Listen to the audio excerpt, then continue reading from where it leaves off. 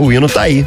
Vascão da Gama permanece na Série A do Campeonato Brasileiro, em Breno Monsef. Pois é, só pra gente lembrar aqui, ó. Ontem o Bahia começou no Z4.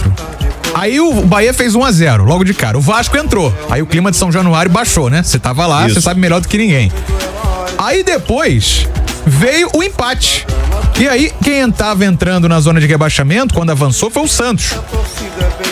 O Bahia voltou a entrar, o Santos voltou a entrar, e aí, quando o Santos fez o gol, o Vasco voltou pro Z4. E aí foi aquele momento de tensão no segundo tempo. Até que veio o gol. Cara, Serginho. Só pra gente interagir aqui, o Serginho, primeiro, ele foi o responsável pela expulsão do... Ai, mas como é o nome do cara que foi expulso? O rapaz. Léo Real. Ele deu uma help pro Vasco. Ele deu uma help. E depois marcou o gol. Né? E uma cabeçada sem sair do chão, né, cara? Pois é. Nosso Serginho, é Macedônia? Então, ele... Nosso Serginho Kosovo foi o herói, Pois cara. é, quando ele veio no meio do ano, Macedônia do Norte, Moldávia e Kosovo, né? Os países que ele tinha jogado anteriormente. Na época a gente falava, bom, é um cara que saiu do Brasil, né? Muito cedo e não jogou no Brasil. Ele saiu da base do Vitória da Bahia, jogou no Araxá e no Democrata, né? Times pequenos de Minas Gerais. E aí foi lá pro leste europeu. Jogou na Turquia também, no Giresunspor.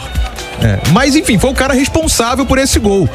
E são pontos importantes. Sei que tem muita coisa pra gente falar, daria pra fazer programas inteiros sobre esse jogo de ontem, porque foram momentos de muita tensão e o Vasco lidou com isso. Tanto que ao final conseguiu vencer o Red Bull Bragantino por 2-1. Vamos ouvir um trecho da coletiva do Ramon Dias e depois a gente fala um pouquinho mais, porque eu já citei, o Paulo Brax foi demitido agora pela manhã. E também o Lúcio Barbosa, que é o atual CEO, tá dando uma coletiva. A gente vai repercutir isso já já. Mas vamos ouvir um trechinho do que falou ontem na abertura da coletiva o técnico Ramon Dias. Yo creo que la cosa más importante es que quiero decir antes de contestarte la pregunta, que para mí, para mi cuerpo técnico, fue una cosa de que me pasó a lo largo de mi carrera, uno de los objetivos más difíciles que me tocó vivir. Porque también tuve la posibilidad de venir a Vasco, a Botafogo, y realmente por un problema que tuve no pude trabajar y me tuve que ir. Entonces, cuando apareció Vasco, hablé con todo mi cuerpo técnico, con Emiliano, con mi cuerpo técnico, y queríamos venir a Brasil.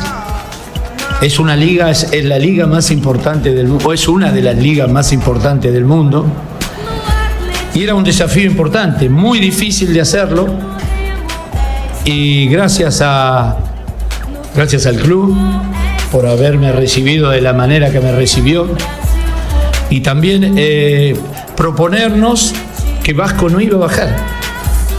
Tá então um trechinho essa foi a abertura da coletiva ontem, tava até levemente emocionado. Eu percebi. Ele não chega a chorar, mas ele tava emocionado. A voz embargada, né? A adrenalina baixou ali no final, né? Então ele deu aquela emocionada assim, o Ramon Dias.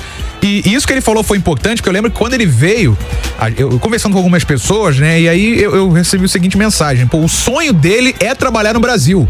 E aí, tanto que ele cita o Botafogo, ele teve um problema grave de saúde em 2020, na pandemia, e teve que se tratar na Argentina. O Emiliano veio, não durou um mês, e aí eles resolveram encerrar o acordo e ele voltou. Era um sonho do Ramon Dias, e ainda é, treinar no Brasil. E ele assumiu o Vasco com 9 pontos. O Vasco estava na vice-lanterna do Campeonato Brasileiro, com 9 pontos. E consegue escapar do rebaixamento. Inclusive ele falou, né, que o Vasco não ia barrar, né? Tanto que aquela coletiva que ele dá no Vasco e Bahia, que ele bate na mesa, ele fala, não vai barrar, hein? E aí virou um mantra, né, da torcida do Vasco. Esse virou um slogan da galera. E tanto que ele conseguiu cumprir essa promessa, digamos assim, o Ramon Dias. Como eu falei, tem muita coisa pra gente repercutir. Agora de manhã, Paulo Brax demitido.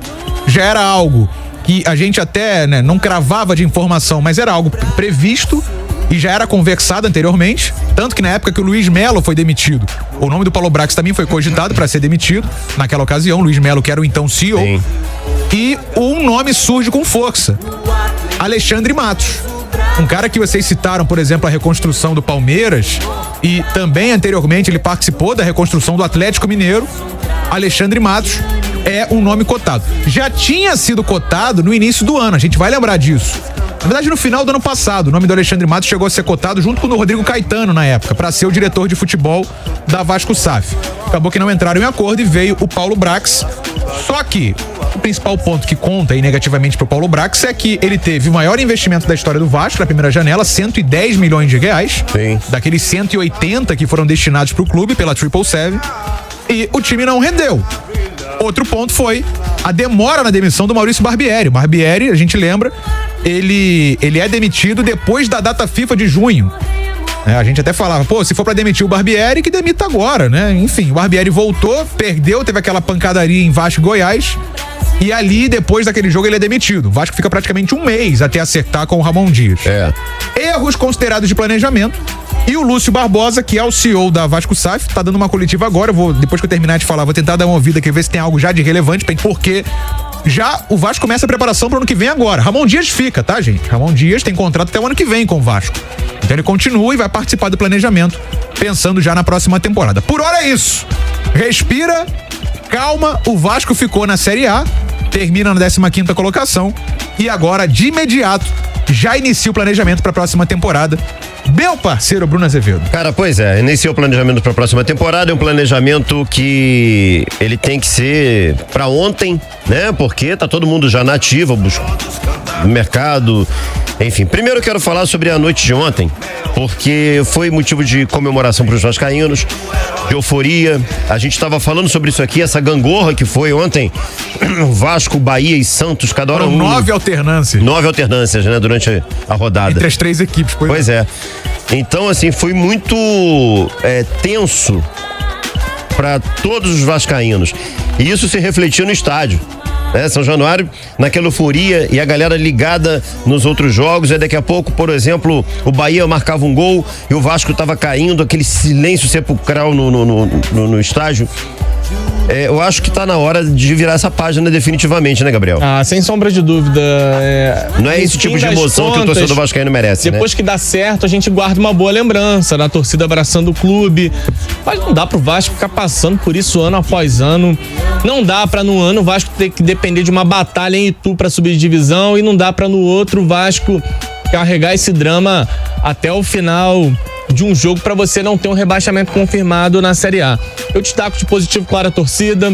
Eu destaco Ramon Dias, eu destaco jogadores que chegaram na segunda janela e foram essenciais para essa mudança de rota. O Vasco estava tomando um caminho certo de rebaixamento, e muda isso quando chegam peças como Verratti, Rossi, Paulinho, Payet, Praxedes, Maicon, Medel. Que jogador que entendeu o que é vestir a camisa do Vasco, e claro, o Ramon Dias do comando. Só te interrompendo, o Verratti chorando ontem à beira do campo. O cara argentino... O Léo deu uma entrevista pro Léo Pinheiro. Pois é. De Léo Pinheiro pra Léo Pinheiro, não, foi pro Rodrigo Machado, perdão. É verdade. Pro Mas Rodrigo ele também é Léo Machado. Pinheiro. Cara... O Léo chorava copiosamente. Assim, e aí... isso traz, eu falei isso ontem na transmissão, a entrevista do Léo, ele falou, cara, a gente sabia da responsabilidade, que funcionários do clube dependiam disso também, dessa torcida gigante. E é sincero o jeito que ele fala. Isso traz sempre uma responsabilidade pro nosso lado aqui também. A maneira com que se critica, a maneira com que se avalia o desempenho de um atleta, se ele não vai bem ou se ele vai bem, o cuidado que você tem que ter com isso. Porque ontem na entrevista do Léo, nitidamente deu pra perceber o peso do piano que esses caras entraram em campo. Cara, cada um tava carregando ali 10 toneladas nos ombros. Então, é claro que o torcedor, para jogar no Vasco, num clube grande, ele tem que estar preparado para momentos como esse. Mas são seres humanos, cara. Não tem máquina ali. Não. E assim, nitidamente, o Gabriel Peck muito nervoso, é outro cara muito identificado com o clube, da base do clube, né? O Gabriel Peck foi alvo de críticas, inclusive minhas ontem, porque não jogou bem. Mas você tem que ter muito cuidado, porque é um momento muito delicado, né, Gabriel? É um momento de muita pressão, e a gente se acostumou a tratar o futebol como uma coisa tão importante. E jogador como máquina, né? E aí o jogador, por ganhar um salário estratosférico, algo muito acima da nossa realidade enquanto sociedade, a gente acaba cobrando algo assim muito absurdo. E aí nessas horas a gente percebe, né, o peso que esses caras carregam. Qual o nosso papel aqui, Azevedo, enquanto imprensa, enquanto analistas, é cobrar do Vasco novas ideias e um planejamento que funcione. Sim. O primeiro passo, Paulo Brax foi demitido. Esse primeiro passo, o Vasco dá rapidamente. Não duvido da boa fé do Paulo Brax, deve ter se preparado muito para chegar onde chegou, mas não deu certo. E entender isso e tomar uma medida de demissão já é o primeiro passo para o Vasco buscar um outro executivo, porque não dá para o Vasco gastar mais de 100 milhões numa temporada e terminar um jogo como esse em São Januário, nos últimos minutos, um desespero absurdo contra rebaixamento. Porque se você gasta mais de 100 milhões e as coisas não correm do jeito que você imagina, eu até entendo, futebol não é receita de bolo, o futebol não tem linhas exatas. Ok, você pode planejar disputar lá em cima, não deu certo, fica pelo meio do caminho, pode sofrer até contra um rebaixamento, mas até a última rodada, até o último momento. Em determinados momentos desse jogo derradeiro, estar dentro do Z4 é muito sofrimento para um clube que gastou muito no mercado. Então, claramente, houve uma incapacidade de gerir esse novo momento do Vasco. E aí, mesmo com o investimento, mesmo com o dinheiro entrando, o Vasco se viu vivendo a rotina do velho Vasco, que é lutar contra rebaixamento no Campeonato Brasileiro. Então esse primeiro passo o Vasco deu. Eu acho que o segundo passo é chamar o senhor Ramon Dias e dizer, irmão, fica aqui o tempo que for necessário, nós vamos te dar um bom executivo para trabalhar ao seu lado.